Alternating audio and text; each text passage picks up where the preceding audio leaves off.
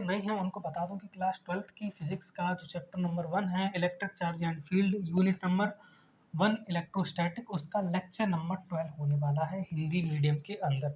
अगर इससे पुराने लेक्चर नहीं देखे हैं तो उनको जाकर देख लें, और चाहो तो इस लेक्चर के बाद भी जाकर देख लेना, कोई टफ चीज़ें नहीं है, फॉर्मूला मैं पहले ही बता दूंगा।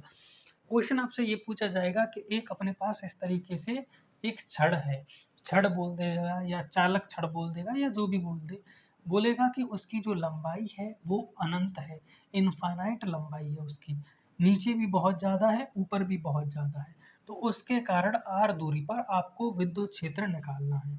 और इस परिस्थिति में जिस फॉर्मूलों का आप उपयोग करते हो वो है गॉस प्रमेय, गॉस प्रमेय और फ्लक्स का सूत्र। ठीक है, फ्लक्स का फॉर्मूला आप यहाँ पर अप्लाई करते हो। और जो पुराना लेक्चर था उसके अंदर मैंने आपको एक और चीज़ बताई थी, पृष्ठीय आवेश घनत्व। पृष्ठीय आवेश घनत्व तो पृष्ठ पर लगता है, लेकिन ये क्या है, ये एक खाली लंबाई है, इसकी चौड़ाई नहीं है कुछ, ये लंबी लंबी है, तो इसका आएगा रेखीय आवेश घनत्व, रेखीय आवेश घनत्व। उम्मीद करता हूँ आपने पुराने लेक्चर जितने भी हैं वो सब के सब देख रखे होंगे। अगर आपने पुराने लेक्चर जितने भी हैं वो सब के सब देख रखे हैं तो डेफिनेटली आप इसको भी बहुत बढ़िया तरीके से समझने वाले हो। ठीक है, सबसे पहले अगर आपने पुराना लेक्चर देख रखा है तो गॉस के प्रमेय का फॉर्मूला बताओ। तो गॉस के प्रमेय का फॉर्मूला होता है phi E is equal to, इसके अंदर जो भी आवेश है क्यू बटा एप्सिलॉन नॉट। अब मैंने कहा इसके अंदर, तो मन में प्रश्न उठ रहा होगा किसके अंदर, यहाँ पर तो कुछ है ही नहीं, है ना, यहाँ पर तो खाली ये तार है, क्या तार के अंदर, तार के अंदर नहीं। अभी बताऊंगा गॉस का प्रमेय कैसे लगेगा। फ्लक्स का सूत्र क्या होता है, फ्लक्स का सूत्र ही फाई ई को दर्शाता है।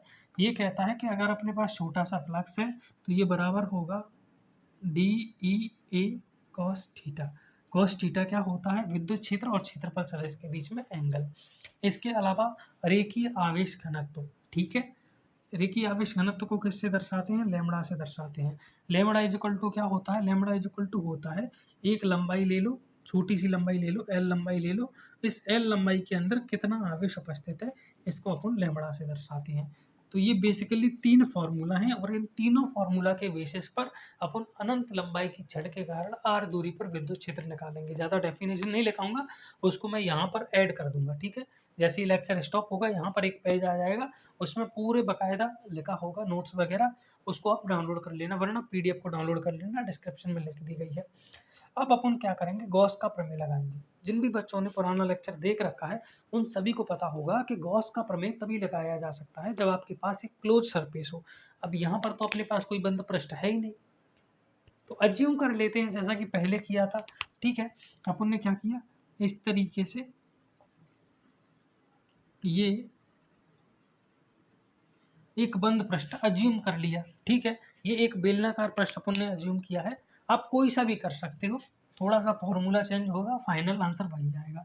जैसे ये एक गोल बेलन है ना, तो इसी तरीका का बेलन अपन ने यहाँ पर मान लिया, देखो ये ड्रॉ कर दिया, ये नीचे से भी बंद है और ये ऊपर से भी बंद है यहाँ से। ठीक है, तो इस तरीके का अपन ने बेलन मान लिया। ठीक है, अब यहाँ पर क्या गॉस का प्रमेय लगाया जा सकता है, हाँ यहाँ पर आप गॉस का प्रमेय लगा सकते हो।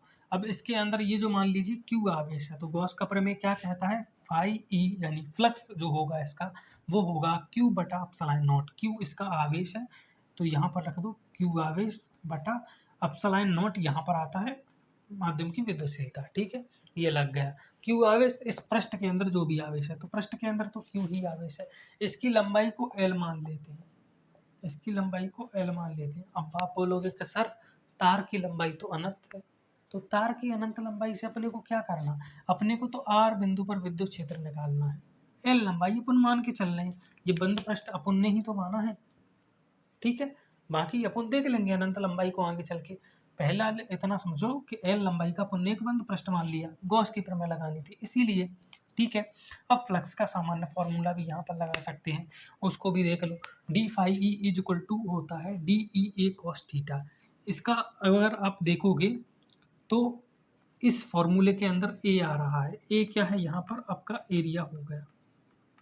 ठीक है, एरिया हो गया। अब एरिया का फॉर्मूला भी आपको आना चाहिए भाई, लंबाई गुणित चौड़ाई आता है ना, एरिया का फॉर्मूला क्या होता है, लंबाई गुणित चौड़ाई।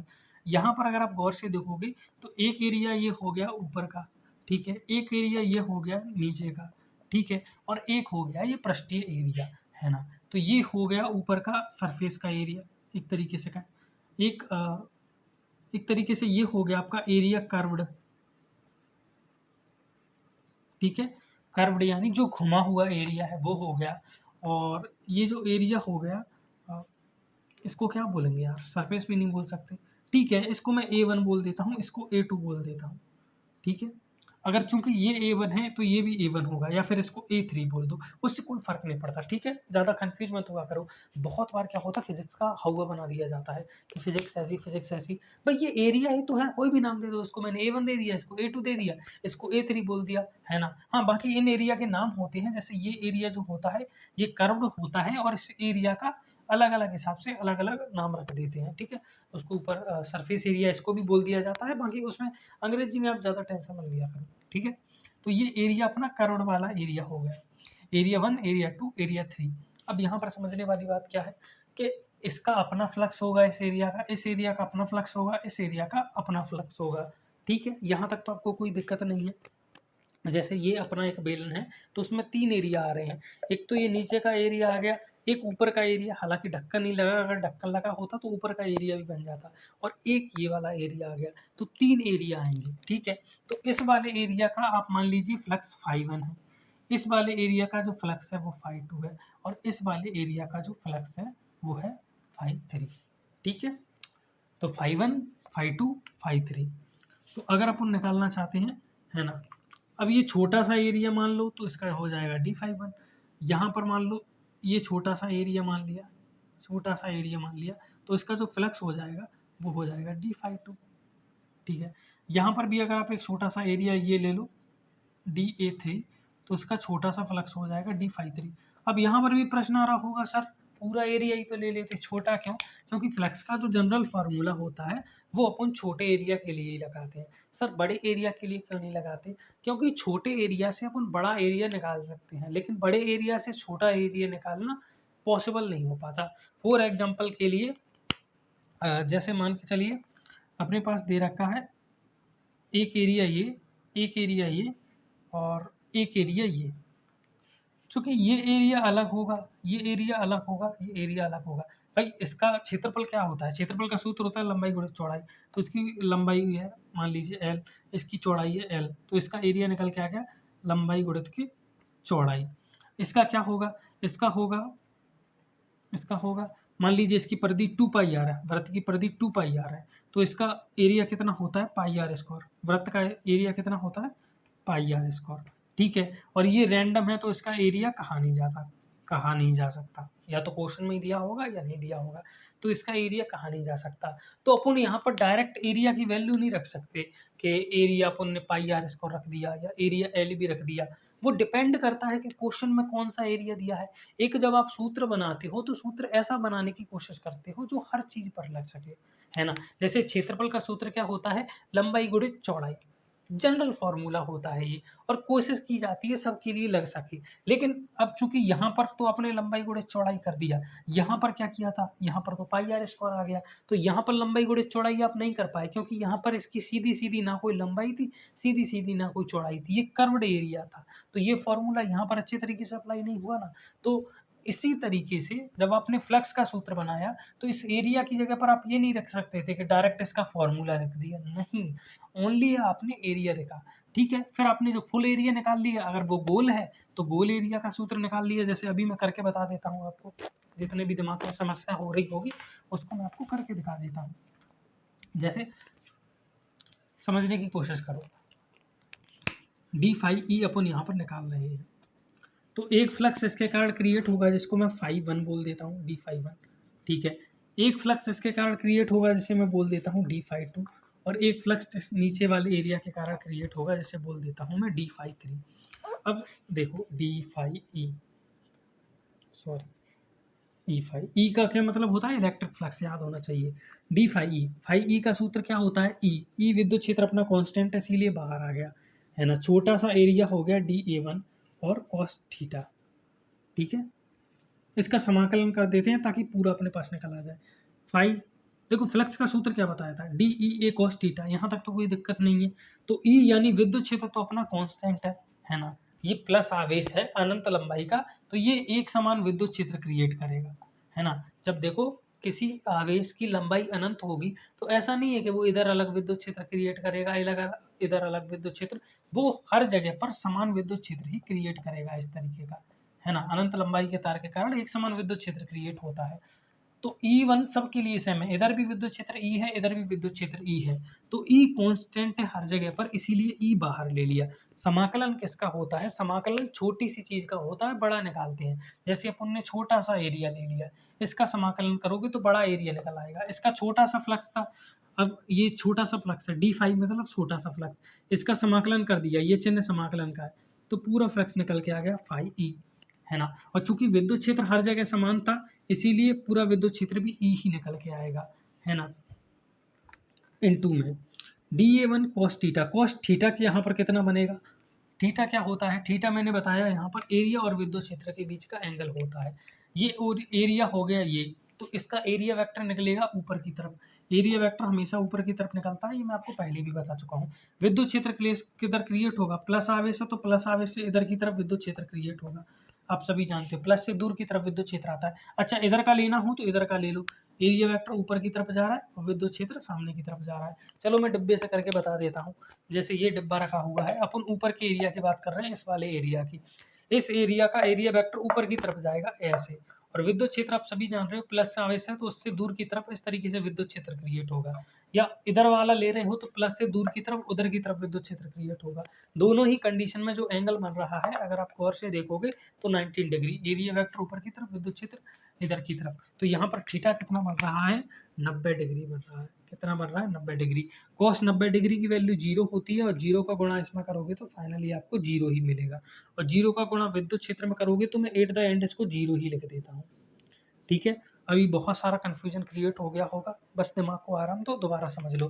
ये फ्लक्स का सूत्र होता है ई ए कॉस थीटा, ई विद्युत क्षेत्र है, ए क्षेत्रफल है, और कॉस थीटा विद्युत क्षेत्र और क्षेत्रफल सदिश के बीच का एंगल है। अब चूंकि यहाँ पर क्षेत्रफल एक तो है नहीं कि एक फ्लक्स बनेगा, ये फ्लक्स का सूत्र होता है। यहाँ पर एक क्षेत्रफल ये है, दूसरा क्षेत्रफल ये है, तीसरा क्षेत्रफल ये है, तो तीनों का अलग अलग फ्लक्स बनेगा, ये पहले वाले का, ये दूसरे वाले का, तीसरे वाले का। अब पहले वाले का सूत्र देख लो क्या होगा, ई ए कॉस थीटा, तो ये आ गया ई A cos theta, A cos theta कितना बन रहा है, क्षेत्रफल सदिश ऊपर की तरफ है, विद्युत क्षेत्र उधर की तरफ है, तो 90 डिग्री का एंगल बन गया, तो थीटा कितना बन गया, 90 डिग्री, और कॉस 90 डिग्री की वैल्यू 0, 0 का सामना गुणा करोगे तो 0, तो ये पहले वाले के कारण फ्लक्स निकल के आ गया। अब दूसरे वाले के कारण फ्लक्स निकालो।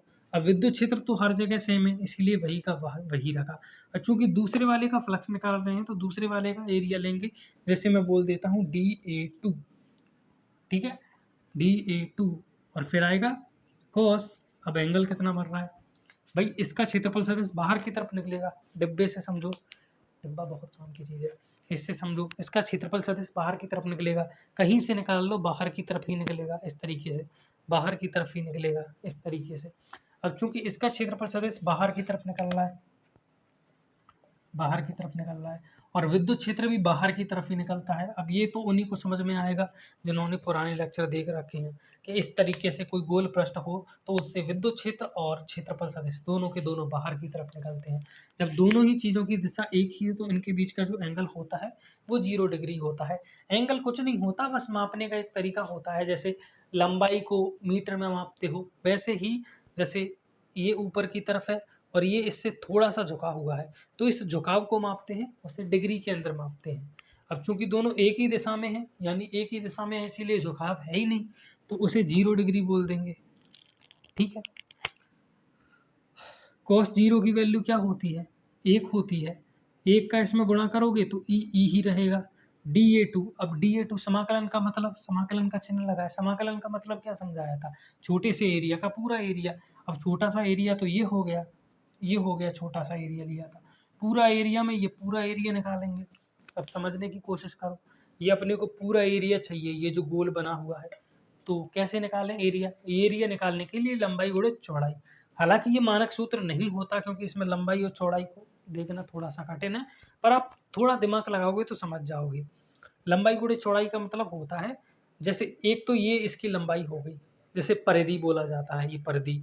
अगर इस परिधि में यानी इस वाले एरिया में अगर मैं इतनी जो लंबाई है इसकी, इसका गुणा कर दूँ तो इसका क्षेत्रफल निकल के आ जाएगा, है ना। बेलन का क्षेत्रफल आप सभी को पता होगा कैसे निकालते हैं, ये वक्रीय क्षेत्रफल होता है। इस तरीके से कैसे निकालते हैं कि एक तो इसकी लंबाई हो गई है एल, ठीक है, और इसकी पूरी परिधि कितनी होती है, वृत्त की परिधि 2 पाई, और यहाँ से यहाँ तक की दूरी r है, तो 2 पाई r क्या होती है, 2 पाई आर। तो इस 2 पाई आर का मैं एल में गुणा कर दूँ, 2 पाई आर का मैं एल में गुणा कर दूँ, तो 2 पाई आर एल, यहाँ से यहाँ तक का पूरा क्षेत्रफल निकल के आ गया, पूरी लंबाई भी कवर हो गई और पूरी चौड़ाई भी कवर हो गई। तो 2 पाई आर एल क्या निकल के आ गया, इसका होल एरिया निकल के आ जाएगा। मैं नीचे लिख दूंगा अभी 5e इज इक्वल टू ई, और ए की जगह पर लिख देता हूँ 2 पाई आर एल, ठीक है।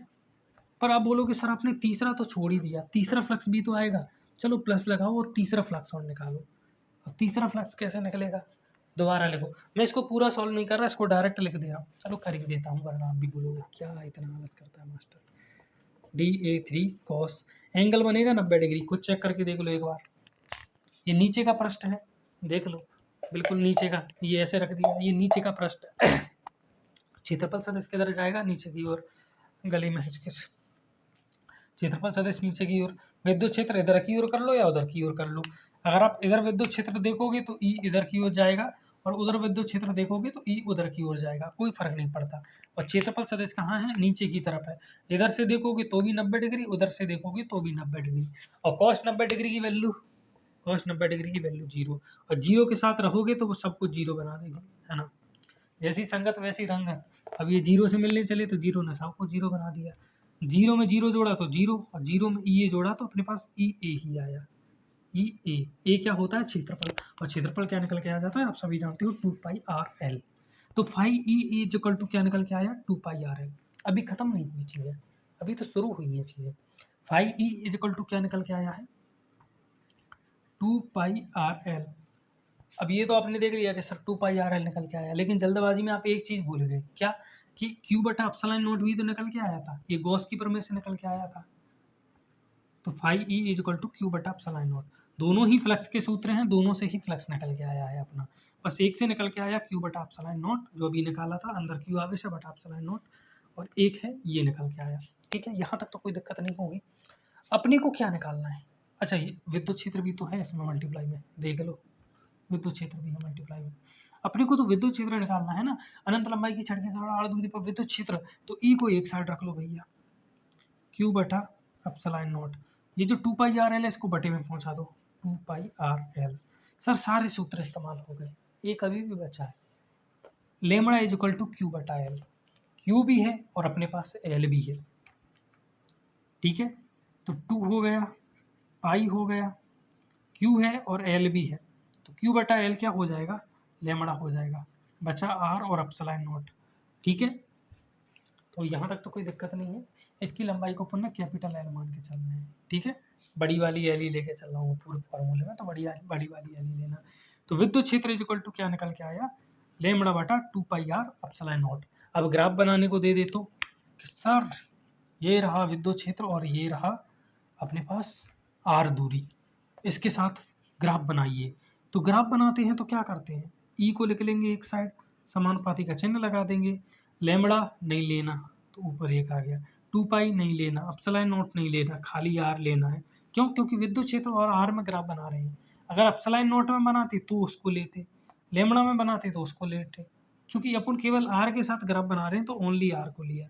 और ई और आर के साथ क्या है, इन प्रोपोर्शनल है, और इन प्रोपोर्शनल का ग्राफ इस तरीके से बनता है। सर बटे में स्क्वायर था तो पिछला ग्राफ भी तो इसी तरीके से बना था, हाँ वो थोड़ा झुक जाता है बट दोनों ग्राफ ऐसे ही बनते हैं। तो ग्राफ को याद करो तो याद कर लेना, वरना ग्राफ की शायद मेरी बेसिक मैथमेटिक्स के अंदर एक और वीडियो है जिसके अंदर मैंने आपको बेसिक लेवल का पूरा मैथमेटिक्स समझाया है, तो उससे आपको समझ में आ जाएगा ग्राफ वगैरह क्या होता है। तो ये निकल के आ गया E is equal to lambda बटा 2 पाई आर एप्सिलॉन नॉट। अब ये अधूरा अधूरा सा लग रहा है क्योंकि अब तक जितने भी सूत्र निकाले थे सब में नीचे 4 आ रहा था। तो एक काम करो आप नीचे 2 का गुणा कर दो, तो नीचे हो गया 4 पाई आर एप्सिलॉन नॉट। अब आप बोलोगे सर फिजिक्स क्या आपके अनुसार चलती है कि नीचे मन से 2 का गुणा कर दिया तो सूत्र चेंज हो जाएगा। तो ठीक है, ऊपर भी 2 से गुणा कर दो, क्या दिक्कत है ना? फिजिक्स हमारे अकॉर्डिंग नहीं चलती, लेकिन चूंकि हम फिजिक्स को जानते हैं तो हम उसमें हेर फेर कर सकते हैं। नीचे मैंने 2 का गुणा कर दिया तो ऊपर भी 2 का गुणा कर दिया।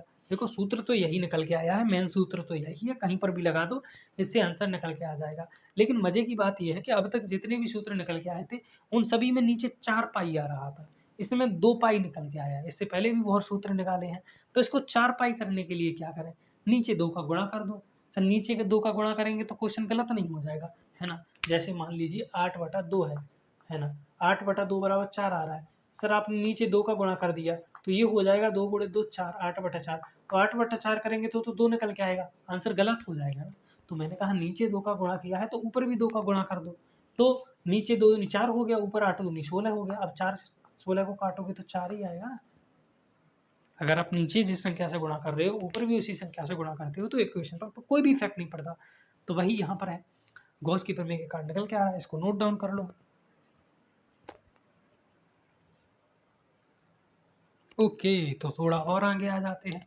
अभी तक छड़ के कारण देखा था, अब अपन देख लेते हैं अनंत लंबाई की अपने पास एक प्लेट है। रेड मार्क कर लो। अनंत लंबाई की अपने पास एक प्लेट है।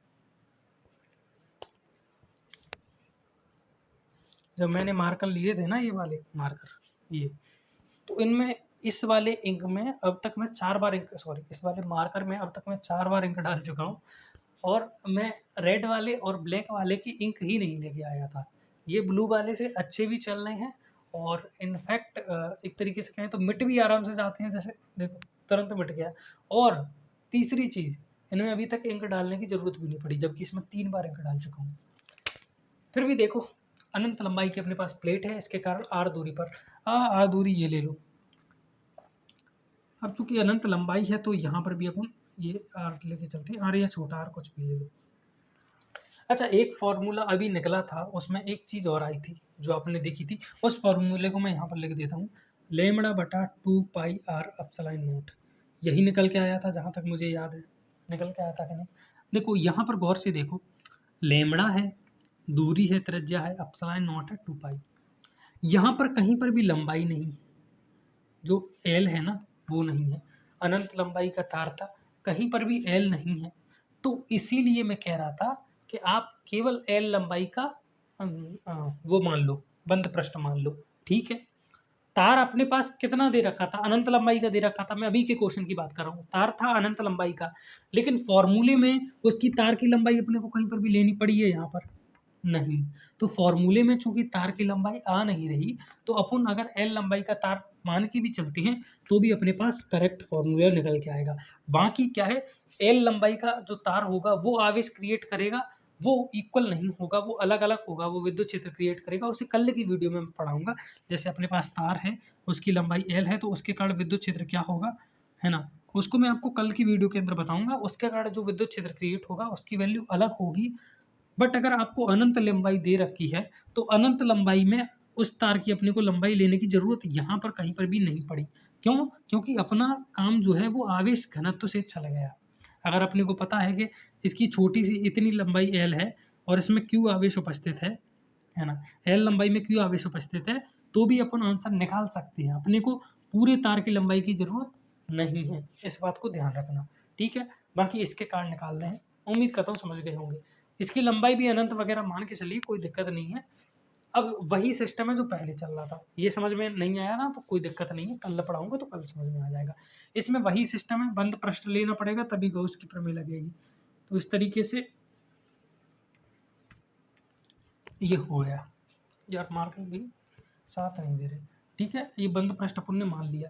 अब इसके भी 3 एरिया बनेंगे, ये हो गया एरिया 1, ये हो गया एरिया 2 और ये हो गया अपना एरिया 3। देखो पहले सीधा बेलन माना था, अब थोड़ा तिरछा बेलन मान लिया कुछ इस तरीके से। अब चूंकि बंद पृष्ठ तो लेना है ना। अब इसकी लंबाई तो अनंत है, चौड़ाई भी अनंत है, बट अपन ने कितना लिया, अपन ने खाली ए एरिया ले लिया। ओनली कितना, ए एरिया ले लिया, क्योंकि अपने को किससे मतलब है, छोटे से एरिया से मतलब है। अगर फॉर्मूले में इसकी लंबाई पूछेगा तो अपन इसकी लंबाई रखेंगे, नहीं पूछेगा तो चाहिए अनंत लंबाई का हो, अपने को क्या फ़र्क पड़ता है। धीरे धीरे समझो, समझ में आएंगी चीज़ें। गॉस की प्रमेय लगा दो अब यहाँ पर, ठीक है। इसके अंदर मान लीजिए क्यू आवेश उपस्थित है, तो Q बटा एप्सिलॉन नॉट बराबर होगा फ्लक्स के।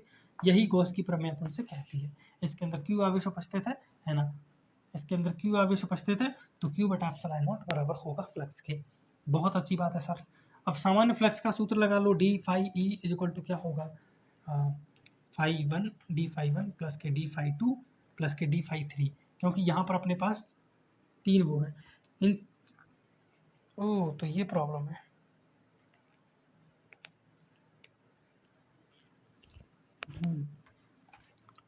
तो D phi E is equal to D phi one.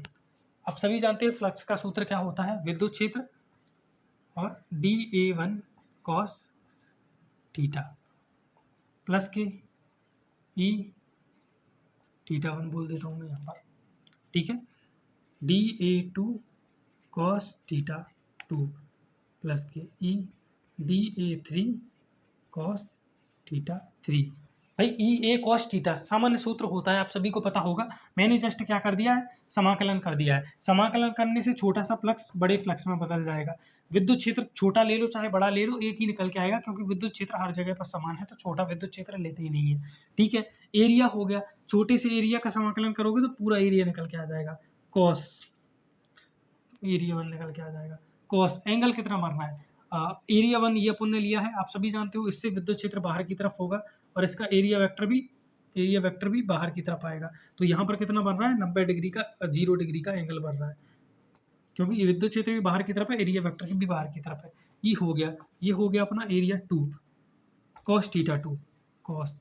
यहाँ पर थीटा 2 कितना मर रहा है, एरिया 2 ले लिया। अब इसका चूंकि जो निकालोगे आप एरिया वेक्टर बाहर की तरफ निकल के आएगा, आगे की तरफ निकल के आएगा।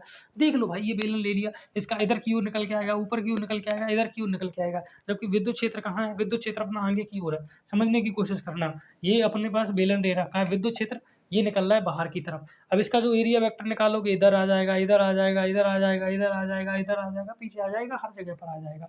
लेकिन चाहे यहाँ पर लो चाहे यहाँ पर लो, इन दोनों के बीच में जो एंगल बनेगा वो कितना होगा, ये बाहर की तरफ, ये नीचे, ऐसे ऐसे ऐसे ऐसे, कहीं पर भी एंगल तो 90 डिग्री ही रहेगा। तो यहाँ पर एंगल हो गया 90 डिग्री का, ठीक है, 90 डिग्री का। हैंड राइटिंग खराब है, ई पूरा समाकलन कर दिया तो A3 निकल के आ गया। कॉस थीटा थ्री यानी ये एरिया 3, इसका विद्युत क्षेत्र वो एरिया वेक्टर इधर की ओर निकल के आएगा और विद्युत क्षेत्र भी उधर की ओर है, तो ई वेक्टर भी उधर की ओर निकल के आएगा। प्लस से दूर जाता है, तो यहाँ पर भी कितना एंगल बन गया, 0 डिग्री का एंगल बन गया। Phi E is equal to E, इस A1 को आप A मान के चलो। कॉस 0 की वैल्यू 1 हो गई, 1 का इसमें गुणा करोगे वही निकल के आएगा। कॉस 90 डिग्री की वैल्यू 0 होती है, 0 का गुणा कर दिया सब 0 हो गया, ठीक है। कॉस 0 डिग्री की वैल्यू 1 होती है, 1 का EA3 में गुणा किया तो EA3 में निकल के आ गया, ठीक है। EA3 को भी मैं A ही बोल देता हूँ, क्योंकि अभी अपन सभी जानते हैं, अपन ने ये बंद पृष्ठ लिया है, तो जितना क्षेत्रफल ये होगा उतना ही क्षेत्रफल ये होगा। तो इसको A1 बोल रहा हूँ, इसको A3 बोल रहा हूँ, तो A1 और A3 इक्वल होगा। इसको मैंने A1 बोला है, इसको मैंने A3 बोला है, लेकिन अगर आप गौर से देखोगे तो जितना क्षेत्रफल इसका है उतना ही क्षेत्रफल इसका है ना, क्योंकि दोनों बराबर है अपना। तो इसका क्षेत्रफल और इसका क्षेत्रफल बराबर होगा, A1 is equal to A3 निकल के आ जाएगा। तो A1 A3 के बराबर है, तो दोनों को मैंने A ही मान के चल रहा हूँ, ठीक है, दोनों को मैं ए ही मान के चल रहा हूँ। फाई ई, एक ई में दूसरा ई और जोड़ दोगे तो 2 ई हो जाएगा। भाई ई को आप आम मान के चलो, एक आम में एक और आम जोड़ दिया तो 2 आम हो गई, तो एक ई में एक और ई जोड़ दिया 2 ई। तो फ्लक्स का सूत्र निकल के आ गया, phi E is equal to कितना, 2 ई ए। फ्लक्स का सूत्र क्या निकल के आया है, Q बटा एप्सिलॉन नॉट, गॉस की प्रमेय से। अपने को तो खाली विद्युत क्षेत्र ई वेक्टर निकालना है ना। मैं ई थोड़ा सा ऐसे घुमा के लिख देता हूँ, पर आप उसको शुद्ध ऐसे करके भी ई लिख लेना, कोई दिक्कत नहीं है, ठीक है। Q बटा 2A नीचे पहुँच गए तो 2A एप्सिलॉन नॉट। देखो पेपर में आपकी हैंड राइटिंग और आपकी जो डेफिनेशन वगैरह है, मैं समझता हूँ बहुत ज़्यादा मायने रखती है और आपके 1 से 1.5 नंबर दिलवाती है। इसीलिए जैसे ही ये कंप्लीट होगा उसके बाद आपको एक पेज बोर्ड के ऊपर देखने को मिल जाएगा पूरा डेफिनेशन का, तो उसको आप अपने नोट्स में छाप सकते हो अगर आपकी मर्जी हो तो, ठीक है। तो E is equal to Q बटा A एप्सिलॉन नॉट। आप सभी जानते हो इसका पृष्ठीय आवेश घनत्व तो क्या सिग्मा से दर्शाएंगे, पहले लैम्बडा से दर्शा रहे थे, अब आवेश घनत्व तो सिग्मा से दर्शाएंगे। क्यों, क्योंकि पहले एक रेखा थी, अब पूरा पृष्ठ आ रहा है। अब इसका छोटा सा एरिया मान लीजिए A है, उसके अंदर मान लीजिए Q आवेश उपस्थित है, तो Q बटा A अपना सिग्मा कहलाएगा। क्या कहलाएगा, Q बटा A अपना सिग्मा कहलाएगा। यहाँ पर Q बटा A है तो ये क्या कहलाएगा अपना सिग्मा कहलाएगा। तो E is equal to Q बटा ए हो गया अपना सिग्मा बटे में 2 एप्सिलॉन नॉट। तो ये विद्युत क्षेत्र निकल के आ गया 2 एप्सिलॉन नॉट। अब याद रखना इसके फॉर्मूले में ये जो आर दूरी है ये कहीं पर आ रही है, नहीं आ रही। तो अगर मैं इस ई विद्युत क्षेत्र और आर के बीच में ग्राफ बनाऊं तो क्या बनेगा, मान लीजिए विद्युत क्षेत्र की वैल्यू कुछ है, क्या है सिग्मा बटे 2 एप्सिलॉन नॉट है, तो वो हर जगह पर सिग्मा बटे 2 एप्सिलॉन नॉट ही रहेगी। पिछली बार ई और आर के बीच में ग्राफ बनाया था तो वो इस तरीके का आया था।